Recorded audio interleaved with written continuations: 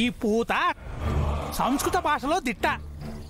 ఎలాంటి కఠినమైన పదాలున్నా సరే తడబడకుండా చదువుతూ ఉచ్చరించగలను. అత్తయ్య, ఇప్పుడు అంత అర్జెంటుగా అందులో ఏం రాసిందో తెలుసుకోవాల్సిన అవసరం ఉందంటారా? అలా అంటావేంటి? విశాల్ చేతికైన గాయం మానాలని లేదా?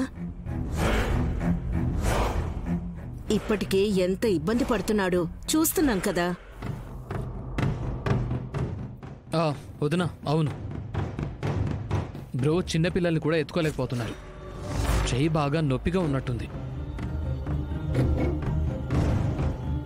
మీ పాపనా? చాలా క్యూట్ గా ఉంది. అవును, గాయత్రి పాప ఎక్కడా? ఇక్కడే ఉండాలే. గుమ్మం బయట కనబడింది. హాయ్ చెప్పాను.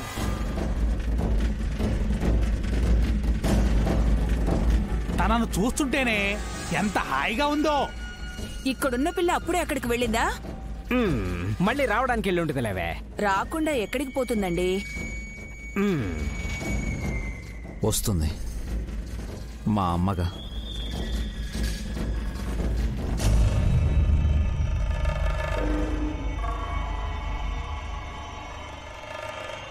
చెల్లి, విశాల్ గురించి నీకన్నా వీళ్లే ఎక్కువగా ఆలోచిస్తున్నట్టు హడావిడి చేయడానికి ఈ పూతని పిలిపించారు. ఈయన కూతేంటో చూద్దాం మరి. నేనెందుకు కుయ్యాలి? కుహు కుహు అని కోయిల్ల కూయమని అర్థం కాదయ్యా పూజా సామాగ్రి.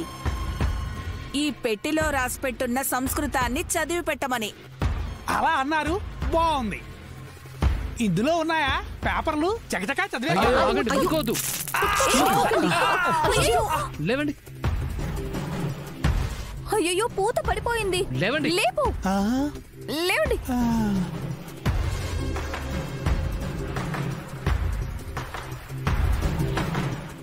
అబ్బా, అందులో కాగితాలు పెట్టారా? కరెంటు పెట్టారా అమ్మా? మేము చెప్పేలోపే మీరు దాన్ని ముట్టుకున్నారు. మా అక్క తప్ప ఇంకెవ్వరు పట్టుకున్నా ఆ పెట్టే షాక్ కొడుతుంది. మీ అక్క ప్రత్యేకత ఏమి?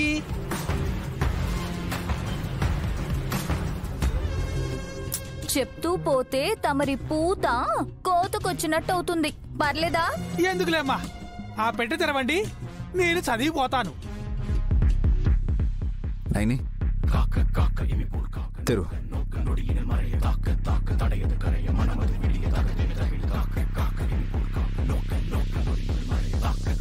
నేను కాదు బాబుగారు,